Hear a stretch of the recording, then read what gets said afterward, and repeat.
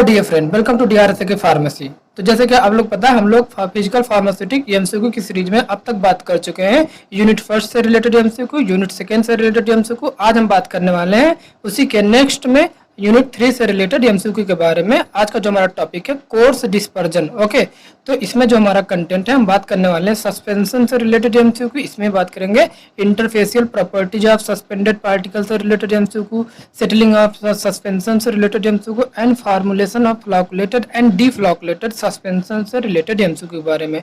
और फिर बात करेंगे इमल्सन से रिलेटेड। इसमें हमारा theory of emulsification, micro emulsion क्या होता है, मल्टी इमल्सन क्या होता है, स्टेबिलिटी ऑफ इमल्सन से रिलेटेड, प्रिजर्वेशन ऑफ इमल्सन से related, rheological property of emulsion से रिलेटेड और एचएलबी मेथड से रिलेटेड हम लोग एमसीक्यू के बारे में बात करने वाले हैं। तो चलिए आप लोग भी रेडी जाइए अपना अपना आंसर नोट करने के लिए और मैच करते जाइए। ओके, तो हमारे सामने पहला क्वेश्चन आ रहा, कह रहा है a heterogeneous dispersion system in which the size of dispersion particle range from 1 micrometre to 100 micrometre called. तो इस रेंज के पार्टिकल के रेंज को हम लोग क्या नाम देते हैं, आप लोग को राइट आंसर बताना है। तो चलिए राइट आंसर बताइए जल्दी से। आंसर पढ़िए। पहला करा कोर्स डिस्पर्जन, बी है सस्पेंशन, सी है इमल्सन, डी है जीटा पोटेंशियल। तो आप लोग राइट आंसर बताइए। इसका राइट आंसर हो जाएगा ए वाला, इसे कोर्स डिस्पर्जन कहते हैं, जिसका रेंज 1 माइक्रोमीटर टू 100 माइक्रोमीटर होता है। ओके, नेक्स्ट क्वेश्चन नंबर 2 कह रहा है this suspension having particle size for coarse dispersion. करा ऐसा सस्पेंशन जिसका पार्टिकल साइज कोर्स डिस्पर्जन के लिए कितना रेंज होना चाहिए, इसमें वही बात पूछ रहा है। तो कितना होना चाहिए, 2 का राइट आंसर बताइए। हमारा होना चाहिए ग्रेटर देन 1 मिलीमीटर। सेकंड का ए वाला हो जाएगा, नोट करिए। नेक्स्ट क्वेश्चन नंबर 3 कह रहा है a heterogeneous system in which solid particle is uniformly disperse in liquid medium called. तो इसे क्या नाम देते हैं, जल्दी से राइट आंसर बताइए। इसको बोलते हैं हम लोग, राइट आंसर नोट करिए, सस्पेंशन बोलते हैं। ओके, क्वेश्चन नंबर 3 का बी वाला हो जाएगा राइट आंसर।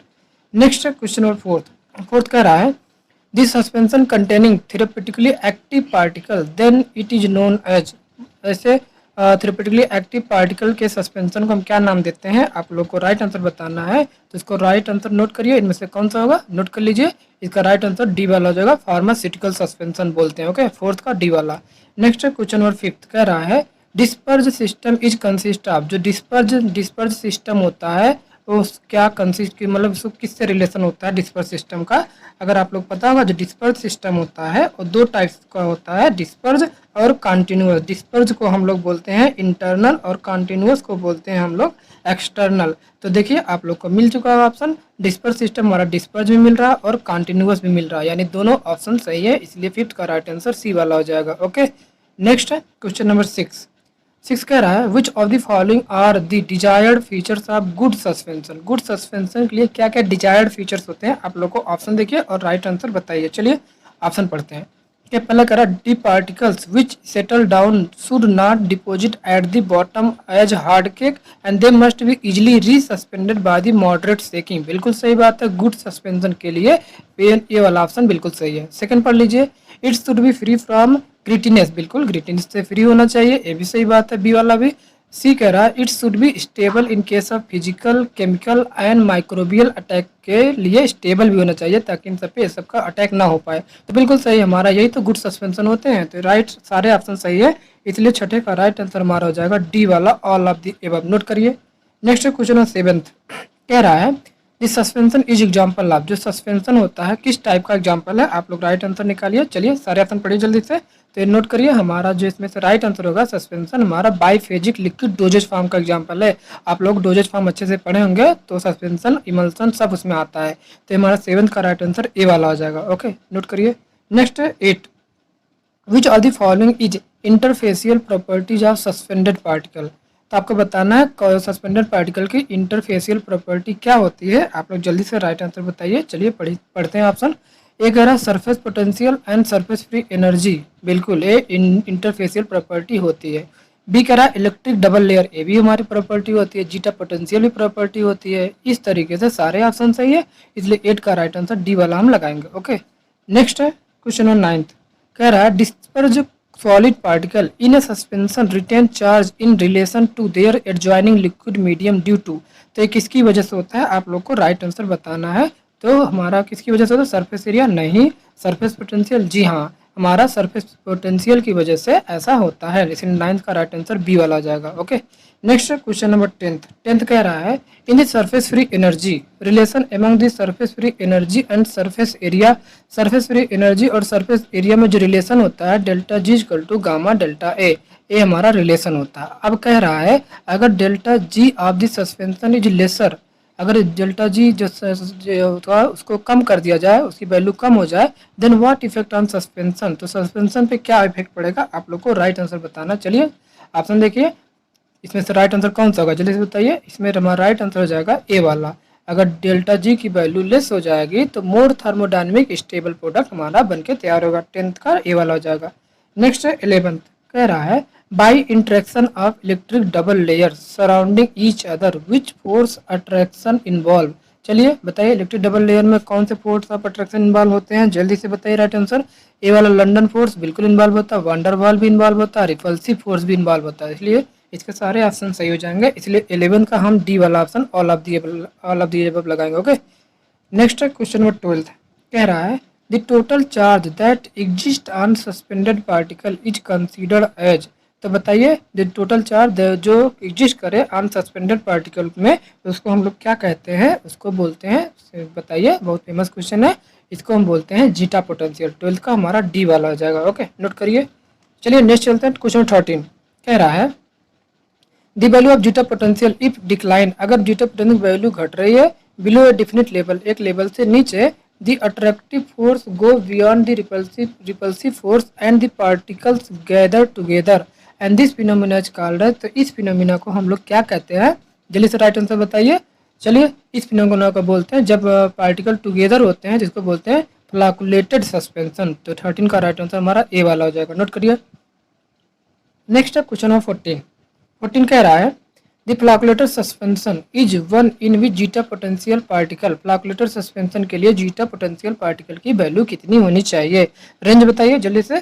चलिए इसमें से ऑप्शन देखिए राइट आंसर क्या होगा, आप लोग चूज करिए।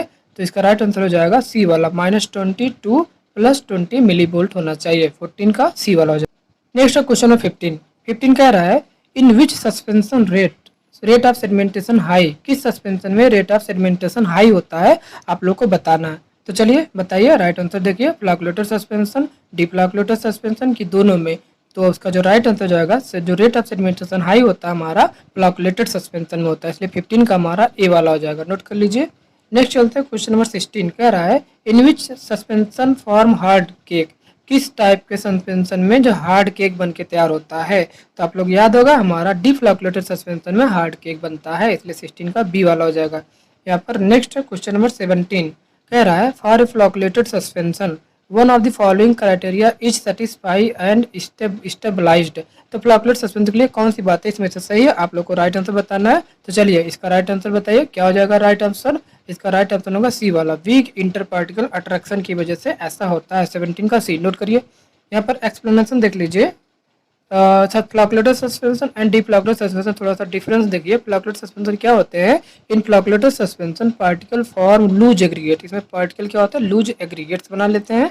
एंड डिफ्लैकुलेटेड सस्पेंशन में क्या होता है पार्टिकल्स रिमेन डिस्पर्ज हो जाते हैं। ओके, जो फ्लैकुलेटेड सस्पेंशन इसमें रेट ऑफ सेडिमेंटेशन हाई होता है, हमारा क्वेश्चन यहाँ से बना था। फ्लैकुलेटेड में रेट ऑफ सेडिमेंटेशन हाई होता है और डिफ्लैकुलेटेड में रेट ऑफ सेडिमेंटेशन लो होता है।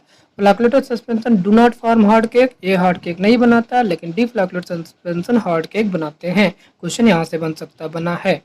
और फ्लैकुलेटेड सस्पेंशन करा on shaking sediment can easily रीडिस्पर्ज, अगर इसको सेकेंगे तो आसानी से दोबारा रीडिस्पर्ज हो जाएंगे, लेकिन डिफ्लैकुलेटेड को ऑन सेकिंग करने पे सेडिमेंट इज डिफिकल्ट टू रीडिस्पर्ज, पहले जैसा वापस होने में डिफिकल्टी होगी, वापस नहीं आ पाएंगे। फ्लैकुलेटेड कह रहा है flocculated suspension is not good in appearance, देखने में अच्छा नहीं होता है, अपीयरेंस इसका अच्छा नहीं आता, लेकिन deflocculated suspension is pleasing in appearance, देखने में अच्छा लगता है। फ्लैकुलेटेड सस्पेंशन की जो बायो अवेलेबिलिटी होती है लेस होती है और डिफ्लैकुलेटेड की बायोअवेलेबिलिटी मोर होती है, इससे क्वेश्चन जरूर बनेंगे, डिफरेंस देखिएगा। नेक्स्ट है क्वेश्चन नंबर 18 कह रहा है a wetting agent is include in the formulation of a suspension particularly when suspended particles. तो बताइए इसके लिए क्या राइट आंसर हो जाएगा हमारा, किस वेटिंग एजेंट इंक्लूड होता है in the formulation of suspension किस पार्टिकल के लिए। तो हमारा हो जाएगा 18 का राइट आंसर ए वाला हो जाएगा, हाइड्रोफोबिक के लिए। ओके, नोट करिए नेक्स्ट है क्वेश्चन नंबर 19। 19 कह रहा है surfactant having HLB value function as wetting agent, मतलब किस HLB वैल्यू पे जो सरफेक्टेंट होता है वेटिंग एजेंट की तरह वर्क करता है। तो अगर आप लोग HLB स्केल देखे होंगे तो उसमें से याद होगा जो हमारा 2 to 3 वाला होता है ये तो हमारा एंटी फोमिंग एजेंट होता है, इसे काट दीजिए। और 3 से 6 जो होता है हमारा ये तो water in oil emulsifying agent होता है, ये भी नहीं होगा। जो 7 to 9 होता है यही हमारा वेटिंग एजेंट या स्प्रेडिंग एजेंट होता है, तो हमारा ऑप्शन यही हो जाएगा। ओके, बाकी जो 8 to 16 होते हैं हमारा oil in water emulsifying agent की तरह वर्क करते हैं, तो ये भी नहीं होगा। पूछा सरफेक्टेंट की तरह किस 7 से 9 हो जाएगा। ओके, 19 का सी नोट करिए। यहाँ पर देख लीजिए एक्सप्लेनेशन भी दिया हुआ है। यहाँ पर हमारा पूछा गया है, देखिए हमारा जो यहाँ पर 7 to 9 जो होता है हमारा वेटिंग या स्प्रेडिंग एजेंट की तरह वर्क करता है। तो हमारा क्वेश्चन यहाँ से बना, बाकी भी आप लोग अदर रेंज देख लीजिए, क्वेश्चन बन सकते हैं इससे। ओके, नेक्स्ट क्वेश्चन नंबर 20 कह रहा है the ratio of ultimate volume of sediment to the actual volume of sediment before settling is called. तो इसे हम क्या कहते हैं, इसे बोलते हैं, राइट आंसर नोट करिए, सेडिमेंटेशन वॉल्यूम। 20 का ए वाला हो जाएगा। नेक्स्ट 21 कह रहा है for an ideal suspension the sedimentation volume should be. Ideal suspension के लिए सेडिमेंटेशन वॉल्यूम क्या होना चाहिए, किसके जैसा होना चाहिए, तो हमारा कैसे होना चाहिए, इक्वल टू 1 होना चाहिए। 21 का ए वाला हो जाएगा। ओके, नेक्स्ट 22 कह रहा है a maximum sedimentation volume will be obtain when zeta potential की वैल्यू क्या होनी चाहिए मैक्सिमम सेडिमेंटेशन के लिए, तो बताइए क्या होनी चाहिए, 0 होनी चाहिए। ओके, 22 का डी वाला हो जाएगा, नोट करिए। नेक्स्ट 23 कह रहा है waiting of solid can be govern by means of, तो किसकी वजह से होता है, राइट आंसर बताइए, हमारा होता है, इसका हो जाएगा राइट आंसर यंग इक्वेशन की वजह से। 23 का ए वाला हो जाएगा। 24 कह रहा है the velocity of sedimentation is stated through. Sedimentation of velocity किसके इक्वेशन के द्वारा हमें बताया जाता है, बताइए, हमारा स्टोक लॉ के द्वारा। ओके, 24 का बी वाला हो जाएगा, नोट कर लीजिए। नेक्स्ट 25 कह रहा है which of the following is the property of flocculated suspension. अब इनमें से बताइए फ्लॉकुलेटेड सस्पेंशन की प्रॉपर्टी क्या होगी, चलिए जल्दी से बताइए। तो चारों ऑप्शन पढ़िए। पहला का रेट ऑफ सेडिमेंटेशन हाई, बिल्कुल अभी पीछे तो पढ़ के आए हैं, सही बात है। On shaking sediment can be easily disperse, बिल्कुल सही बात है। It do not form hard cake, बिल्कुल हार्ड केक नहीं बनाता है, ये भी बात सही है। तो इसलिए इसका सारे ऑप्शन सही है, इसका राइट आंसर डी हो जाएगा, all of the above, note करिए। नेक्स्ट 26 कह रहा है the ratio of sedimentation volume in case of flocculated suspension to the sedimentation volume in case of deflocculated suspension called. तो इसे हम क्या कहते हैं, बहुत फेमस, मतलब इसका डिफिनीशन है, किसकी डिफिनीशन को रिप्रेजेंट कर रहा है, आप लोग को राइट आंसर बताना है। ये हमारा डिग्री ऑफ फ्लॉकुलेशन को रिप्रेजेंट कर रहा है। 26 का बी वाला हो जाएगा, नोट करते जाइए। ओके, ये सब सिंपल क्वेश्चन है, एक बार आप लोग रिवाइज कर लीजिए, बस क्वेश्चन में जरूर आएंगे। ओके, 27 कह रहा है which approaches are include in formulation of suspension. चलिए बताइए सस्पेंशन के फॉर्मुलेशन के लिए हम कौन कौन से अप्रोच फॉलो करते हैं, ऑप्शन देखते हैं। पहला करा यूज ऑफ स्ट्रक्चर व्हीकल, बिल्कुल यूज करते हैं। यूज ऑफ कंट्रोल फ्लॉकुलेशन, बिल्कुल यूज करते हैं। कॉम्बिनेशन ऑफ बोथ, दोनों का कॉम्बिनेशन यूज करते हैं, इसलिए 27 का राइट आंसर डी वाला लगाएंगे, all of the above. Okay, next चलते हैं 28 कह रहा है the structured vehicle in is include in the formulation of a suspension in order to. तो बताइए स्ट्रक्चर व्हीकल के लिए कौन सी बात सही हो जाएगी, राइट आंसर बताइए, हमारा इसका राइट आंसर जाएगा सी वाला, prevent the sedimentation of particle. 28 का सी। नेक्स्ट 29 कह रहा है in the preparation of structured vehicle preparation में which one of the following substance is used. कौन किस टाइप के सब्सटेंस का यूज किया जाता है जब स्ट्रक्चर व्हीकल का प्रिपरेशन करते हैं, तो 29 का राइट आंसर बताइए।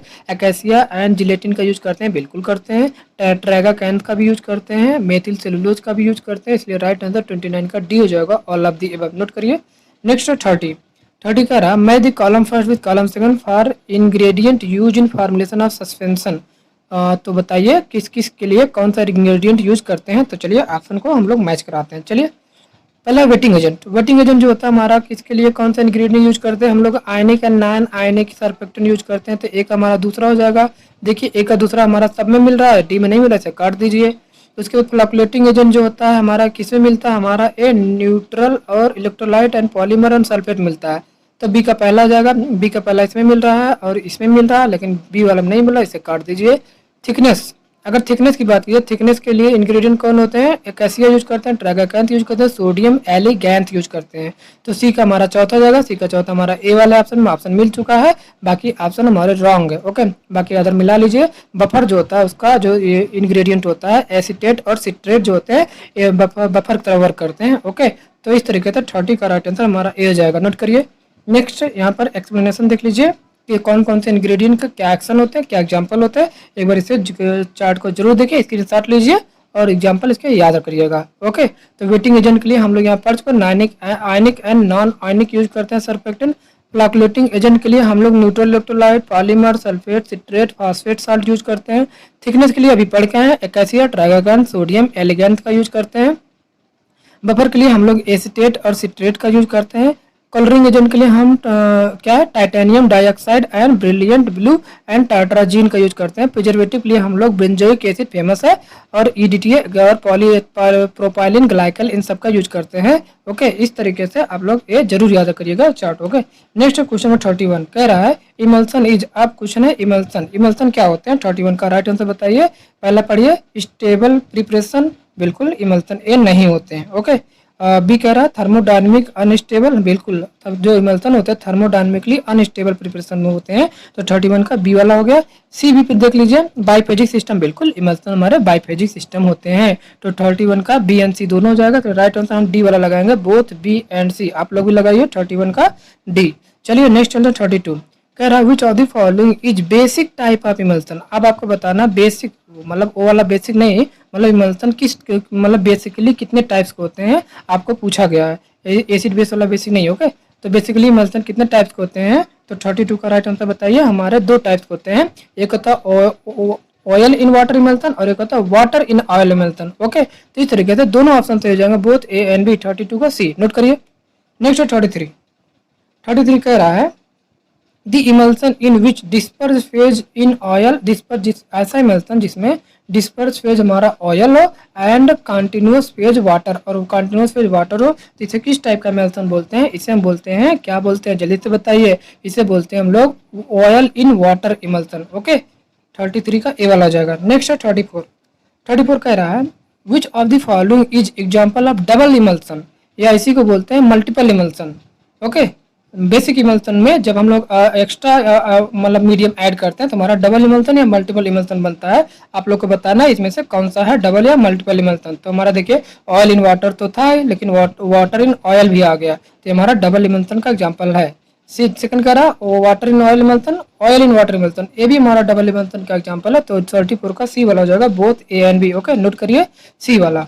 नेक्स्ट है 35 कह रहा है an emulsion is in which oil in water emulsion is dispersed in another oil phase is called, मतलब ऑयल इन वाटर तो था लेकिन वाटर को ऑयल में ऐड कर दिया, तो इसको हम लोग क्या कहेंगे?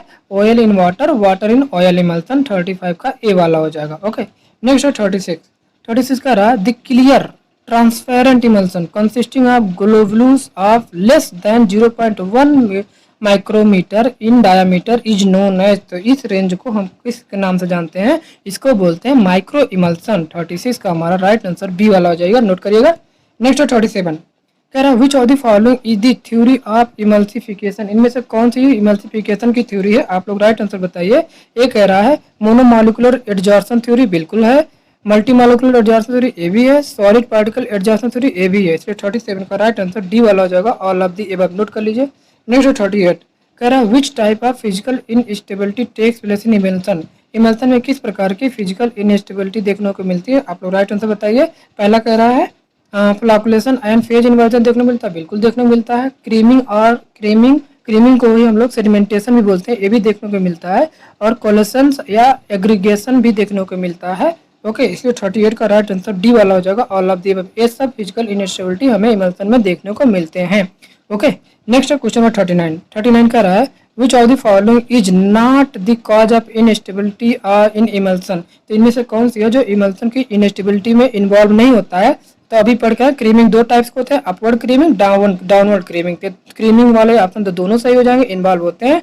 फिर इन्वर्जन पढ़ के ये भी इन्वॉल्व होता है। तो बचा क्या? मॉडलिंग हमारा नहीं इन्वॉल्व होता, तो नहीं पूछा गया। तो 39 का आप डी ऑप्शन लगाइए जल्दी से। ओके, नेक्स्ट 40 कह रहा है which of the following is reversible phenomena, इनमें से कौन सी रिवर्सिबल फिनोमिना होता है? चलिए राइट आंसर बताइए।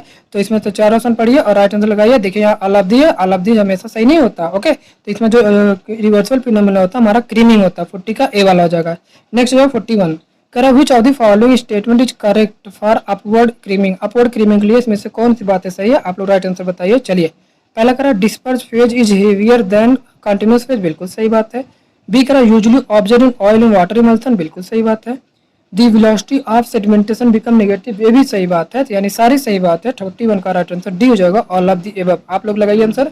नेक्स्ट है 42 कह रहा है which of the following strategy can reduce creaming, किस स्ट्रेटजी से हम क्रीमिंग प्रोसेस को रिड्यूस कर सकते हैं? चलिए ऑप्शन बताइए राइट आंसर। पहला कह रहा है reducing the particle size by means of होमोजिनेशन, बिल्कुल इस प्रोसेस से भी रिड्यूस कर सकते हैं क्रीमिंग को।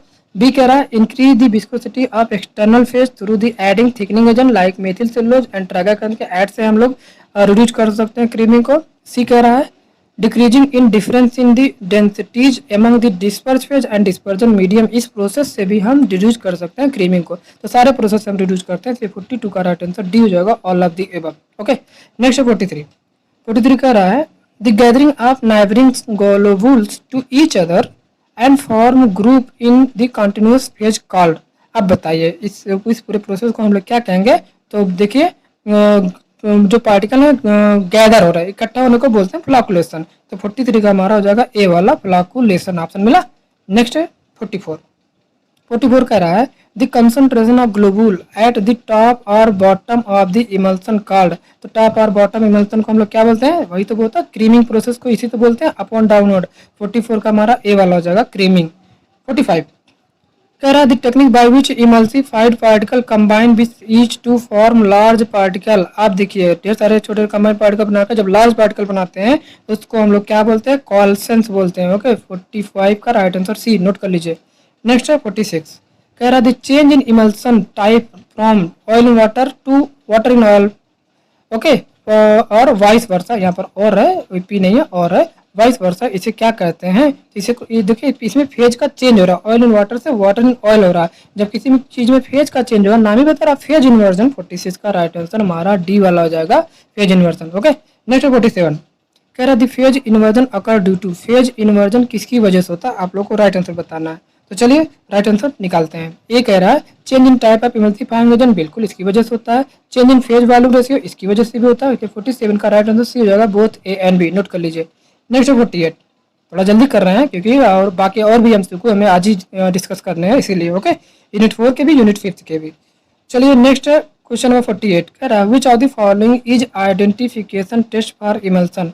इमल्सन के लिए कौन कौन से आइडेंटिफिकेशन टेस्ट होते हैं? आप लोग बताइए। डायल्यूशन टेस्ट होता है, हाँ बिल्कुल होता है। कोबाल्ट क्लोराइड टेस्ट भी होता है, कंडक्टिविटी टेस्ट भी होता है। तो 48 का राइट आंसर डी हो जाएगा, all of the above. Okay, note कर लीजिए। नेक्स्ट है 49 कह रहा है इन ड्राई गम मेथड, जो ड्राई गम मेथड होते हैं इसमें 4:2:1 जो कंसिस्ट रेशियो होता है किसको रिप्रेजेंट करता है? तो चलिए देख लेते हैं इसमें से राइट आंसर क्या होगा। 49 का ए वाले को रिप्रेजेंट करेगा। इसमें 4 जो होता है 4 पार्ट ऑयल को रिप्रेजेंट कर रहा है, 2 जो होता है 2 पार्ट वाटर को रिप्रेजेंट कर रहा है और 1 पार्ट इमल्सिफायर को रिप्रेजेंट कर रहा है। ओके, 49 का ए। नेक्स्ट क्वेश्चन और लास्ट क्वेश्चन इस यूनिट का कह रहा है the rheological property of emulsion can be control by, जो इमल्सन की रियोलॉजिकल प्रॉपर्टी को हम कैसे कंट्रोल करते हैं? आप लोग ऑप्शन देखिए, राइट आंसर बताइए। पढ़िए। एक कह रहा है nature and concentration of emulsifying system की वजह से, बिल्कुल सही बात है। Particle size of disperse phase की वजह से, बिल्कुल सही बात है। विस्कोसिटी ऑफ कंटिन्यूअस फेज की, ये भी सही बात है। इसलिए 50 का राइट आंसर डी वाला जाएगा। और इन सब की वजह से हम इमल्सन को कंट्रोल कर सकते हैं। ओके, तो इस तरीके से हमारे यूनिट 3 के भी मोस्ट इंपॉर्टेंट क्वेश्चन हम लोग कवर कर चुके हैं। बहुत जल्द हम लोग आज ही डिस्कस करने वाले हैं यूनिट 4 से रिलेटेड एमसीक्यू, माइक्रोमेरेटिक्स से रिलेटेड एमसीक्यू के बारे में। तो आप लोग अपने एग्जाम के लिए प्रिपेयर रहिए और रिवीजन करते रहिए। अभी से मेरी तरफ से बेस्ट ऑफ लक। और बार बार बोलते हैं इस चैनल को लाइक, सब्सक्राइब, शेयर जरूर करिए, क्योंकि इससे हमें क्या होता है आपने वर्क करने में और ज़्यादा मोटिवेशन मिलता है। Okay, thank you, bye bye, take care.